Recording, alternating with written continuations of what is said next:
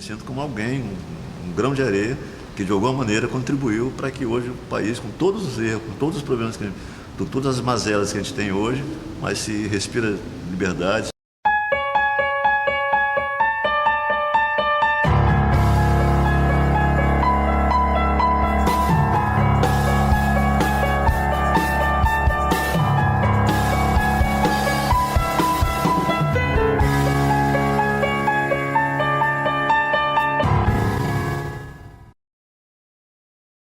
Só nos maiores centros é que se organizava a resistência maior, no Rio de Janeiro, São Paulo, em Minas, em Pernambuco, no Rio Grande do Sul, mas cidades periféricas como Vitória, como Espírito Santo, realmente a atuação era um pouco menor. E aí depois, em 66, eu fui para o Rio de Janeiro, fui trabalhar, estudar.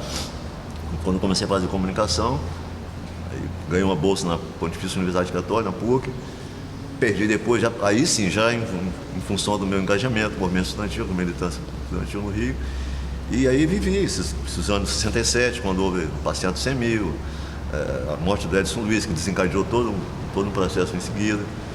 Na missa do 7º dia da Candelária, do Edson Luiz, que está isso registrado em milhares de livros por aí, e como foi onde aconteceu exatamente a minha primeira prisão, se bem que foi muito rápida, né? Depois da missa, a cavalaria não invadiu a igreja, invadiu a Avenida Presidente Vargas e tal, aquela corrida. E aí todo mundo procurando bala. O centro do Rio era fumaça, sol, de bombas de lacrimogêneo, correria. E eu já tentando ir embora, já desgarrado dos demais companheiros que estavam ali. E quando eu estava indo embora, eu fui cercado com alguns soldados, com o tamanho do castete que eu nunca tinha visto na minha vida, quase 1 metro, de madeira. E aí fui cercado e, o que você está fazendo aqui? Eu falei, não, estou indo embora e tal. Eu falei, não, você... E isso que é no seu peito. Antigamente se usava, quando morria algum próximo, familiar, usava a tarja preta, né, para simbolizando o luto. E eu estava usando da morte do Edson Luiz. Rapaz que indo embora nada, assim, o que é isso no seu peito? Falei, foi uma tia minha que morreu há pouco tempo, pequena coisa na aí, aquela prisão. Mas eu consegui ser liberado pouco depois, no mesmo dia, dessas benéficas coincidências, que no meio do estudado tinha um que era cunhado de um conhecido meu, ele me reconheceu, não, conhece esse rapaz, tudo bem, não tem nada não. Aí que eu fui liberado, esse meu batismo de fogo, vamos dizer assim. E aí, até aquele momento, até o AI-5, ainda existia algum tipo de resistência, vamos dizer, legal, né? Movimento de rua, sindicatos tentando se organizar, panfletagem, aquela atividade que a gente fazia na verdade. A partir da repressão violentíssima que veio com o AI-5, a única saída para enfrentar o regime acabou se optando pela luta armada, pela guerrilha, pela resistência. E provavelmente, eu já tinha algumas ligações com algumas organizações de esquerda, eu teria me enganjado em um desses projetos. Talvez eu não estivesse aqui hoje para contar a história. Em 69, que eu fui trabalhar no Diário, no final da Rua 7, o jornal histórico já acabou, e fiquei ali alguns meses. Depois fui para a Tribuna, fiquei no período de 70, 71, quando fui preso, aí retornei. E aí passei um período depois na Gazeta, 74, mas assim, a censura plena e total veio justamente a partir do AI-5. Já existia uma censura meio mascarada, né? Eu estava no Diário quando ocorreu o sequestro do embaixador Charles Helbig, americano, o primeiro grande sequestro, né? Com algumas figuras memoráveis da época, Gabeira, Frank Martins e tal. E uma das exigências, né, do comando guerrilheiro que fez era a publicação de uma carta, um manifesto, né, denunciando as torturas, denunciando os assassinatos da repressão e tal, e as exigências que se fazia para a libertação de 15 pessoas na época. E aí todos os jornais do país teriam que publicar. Mas essa censura era um negócio tão violento e que acabava embutido nas direções dos jornais, no sentido de, mesmo muitas vezes que a repressão não exigisse, ele já havia uma autocensura violentíssima dentro dos jornais. Em 1971, quando eu fui preso, né, estudava, fui preso em função da minha atividade como estudante de uma organização que eu participava, chamada Ala Vermelha, do PCdoB, que era a organização que eu participava. E aí eu fui preso até no primeiro dia de aula, aqui no campus universitário, na UFS. E aí ficamos uma semana lá no 38º BI, sobre tortura e tal. E depois eu e um grupo que estava comigo, nós fomos levados para São Paulo. E fomos trazidos. E nossa prisão estava em absoluto sigilo, ninguém sabia ainda. Era prisão absolutamente clandestina. Aí nós fomos trazidos do terceiro BI na época, até o aeroporto de Vitória para esperar um aviãozinho da FAB, da Força Aérea Brasileira, que vinha para buscar os presos. A gente ficou um atraso no avião e a gente ficou ali esperando. Eu algemado com a minha mulher na época, os companheiros me esperando.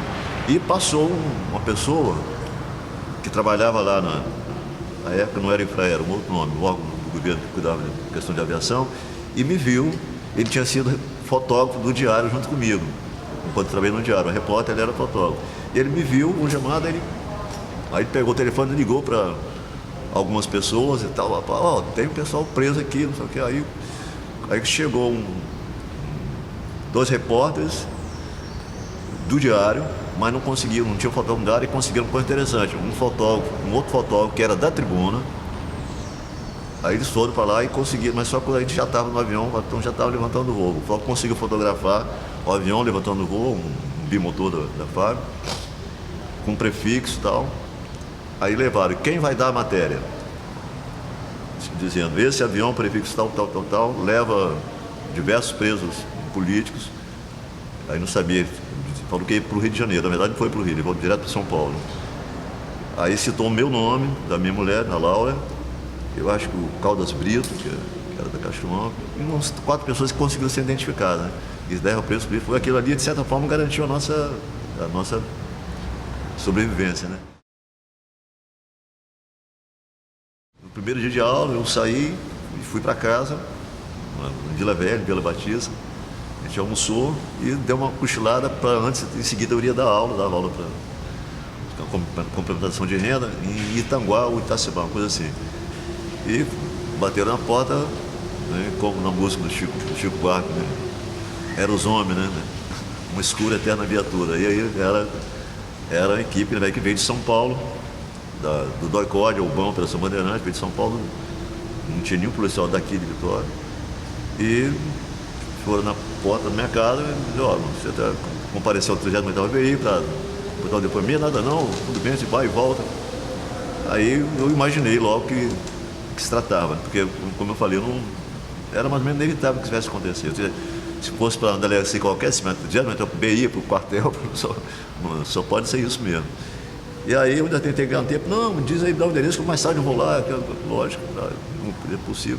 E na verdade iria só eu. Aí a Laura falou, o que foi? Falou, não, pode ficar lá, para ver se ela ficasse, para ela preservá-la, isso aí fosse eu. Só que, enquanto isso, ela pegou um lençol, jogou uma série de documentos de documentos políticos, né, estudos das organizações de esquerda da época, né, e embrulhou no lençol e jogou pela janela pro quintal lá, até para se, na hipótese, como aconteceu, deles irem lá, não ver nenhum documento comprometedor, né. E aí acabou indo junto, aí fomos juntos pro quartel, imediatamente iniciado o processo de tortura. E aí, como é que as coisas, assim como houve solidariedade, né, dos jornalistas, dos colegas lá para fotografar, quando descobriram, aí houve o contrário, a ignorância e a falta de solidariedade. Aí quando nós fomos presos, e depois os policiais voltaram para vasculhar a casa. Aí uma vizinha lá tinha guardado aquilo ali e falou, ó, que isso aqui eles esconderam aqui. E assim, um dedurismo gratuito, né? E isso foi as coisas localizaram e me consideraram na época, inclusive, como se fosse responsável pela imprensa clandestina da época, que não era, na verdade, não era nada disso. E aí fomos levados para São Paulo, porque lá a organização que eu pertencia na época, a Ala Vermelha, estava toda presa do Brasil inteiro, concentrado lá. E aí, na verdade, foram mais 2 meses e pouco, também sobre novas torturas, para checar os depoimentos. Na verdade, do ponto de vista de prisão da organização, praticamente quase todo mundo já tinha caído, que interessava para ele já tinha caído, e nós aqui fomos um dos últimos, na verdade. Mas eu convivi nesse período lá, aí não só com pessoas da organização, guardaram como gente de diversas organizações, muitos que estão mortos, inclusive, assassinados. De lá do DOI-CODE eu fiquei um mês e pouco, depois a gente foi levar para o DEOPS, para a formalização do processo, até 73, se não me engano, quando fomos a julgamento na auditoria militar, e a gente acabou sendo absolvido, porque não tinha... A nossa militância, assim, era uma militância de base. Na verdade, não houve condenação dos dirigentes nacionais só, a gente nem tanto, mas de qualquer maneira até por conta do nosso pouco envolvimento, né, não justificava em hipótese alguma a prisão e as torturas que foi submetida. E no fundo, eu acho que eles sabiam que a gente não tinha assim, nenhuma grande responsabilidade, não tinha participado de nenhuma ação armada, não tinha nada desse tipo, né? Mas mesmo assim, eu acho que alguns já sentiu até prazer em torturar, realmente. Isso aí é visível, isso aí. Posso ter perdido muita coisa na vida, perdi um filho, inclusive. Posso ter perdido, certamente, muita coisa, sofrido muito, mas eu acho que o saldo é extremamente positivo. Eu acho que a consciência de que ter feito alguma coisa positiva pelas gerações futuras é extremamente gratificante. Você se arrepende de alguma coisa? De modo algum. Esse poema, março de 1971, ele se refere à memória da minha prisão no dia 22 de março de 1971 pela repressão do DOI-CODE. Eram como a morte, ou pior que ela, quando chegaram turvos, raivosos e onipotentes. Eu já conhecia suas faces e seus métodos, pelos relatos respingando sangue que me chegavam dos heróis caídos sob suas garras. Mas recusava crer que era chegada a hora de experimentar seus ódios, o desvario dos tiranos no fundo dos calabouços. Quando abri a porta e as armas apontavam no meu rosto, não me assustei, nem sei se tive medo. Apenas dolorosamente entristeci, com saudade dessa vida, que ficava para trás, enquanto eu seguia algemado para o quartel do Exército, laboratório de dor e tortura.